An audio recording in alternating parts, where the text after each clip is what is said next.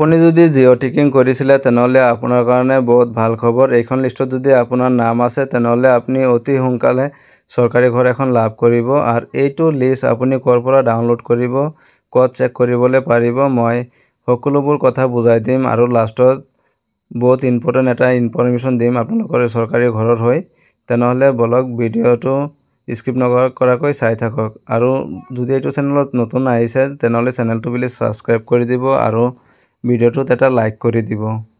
তেনেহ'লে বলক মূল কথালৈ আমি আৰম্ভ কৰোঁ। আপুনি গুগল ক্ৰমটো খুলিব। খোলাৰ পিছত আপুনি লিখিব rhreporting.nic বুলি লিখি চাৰ্চ কৰিব। চাৰ্চ কৰাৰ পিছত তলত চাব যে 2 নম্বৰত আছে tape chart house progress against the target financial year. এইটো লিংকত আপুনি ক্লিক কৰিব। মই দেখাই দি আছোঁ আপোনাৰ সুবিধাৰ কাৰণে মই মাৰ্কিং কৰি দিছোঁ। আপুনি এইটোত ক্লিক কৰিব। এইটো লিংকত ক্লিক কৰিলে আপোনাক অন্য এটা পেজলৈ লৈ যাব। ভিডিঅ'টো আপুনি ধৈৰ্য সহকাৰে চাই থাকিব, অকণমানো স্কিপ নকৰিব। তেনেহ'লে আপুনি ভালদৰে বুজি পাব। তেনেহ'লে অতি সহজত আপুনি লিষ্টটো চাব পাৰিব। বলক এতিয়া চাওঁ কেনেকৈ আপুনি আপোনাৰ নামটো বিচাৰি পাব। এইটো লিংকত ক্লিক কৰাৰ পিছত আপোনাৰ এনেকুৱাকৈ আহিব। আপুনি চাওক যে ইয়াত লিখা আছে অল ষ্টেটত ক্লিক কৰিব। এইটো এনেকৈ থাকিবলৈ দিব, এইটো এনেকৈ থাকিবলৈ দিব। তাৰপিছত আপুনি কি কৰিব, অল ষ্টেটত ক্লিক কৰি আপুনি আসামটো চিলেক্ট কৰিব। চিলেক্ট কৰাৰ পিছত আপোনাৰ ডিষ্ট্ৰিক্টসমূহ খোল খাব। অকণমান অপেক্ষা কৰিব। এনেকুৱাকৈ আৰু এটা বক্স খোল খাব। তাত আপুনি আপোনাৰ ডিষ্ট্ৰিক্টখন বাছি ল'ব। ডিষ্ট্ৰিক্টখন বাছি লোৱাৰ পিছত আপোনাৰ ব্লকখন বাছিব লাগিব আৰু বক্স আহিব। আপুনি খালি অকণমান ধৈৰ্য সহকাৰে ভিডিঅ'খন চাব, তেন্তে আপোনাৰ বুজাৰ সুবিধা হ'ব। তাৰপিছত সেইটো বক্সত ক্লিক কৰি আপোনাৰ ব্লকখন চিলেক্ট কৰি ল'ব।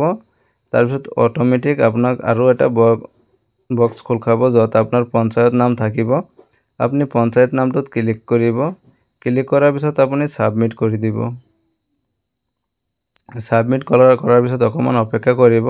লিষ্টখন অ'পেন হ'ব। এইটোত আপুনি ছাবমিট থাকিব তলত। তাৰপিছত আপুনি ছাবমিটত ক্লিক কৰি দিব।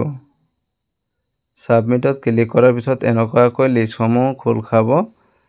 তাত আপুনি আপোনাৰ নামটো বিচাৰি চালে যদি আপোনাৰ নাম আছে তেন্তে আপুনি অতি সোনকালে চৰকাৰী ঘৰ এখন লাভ কৰিব।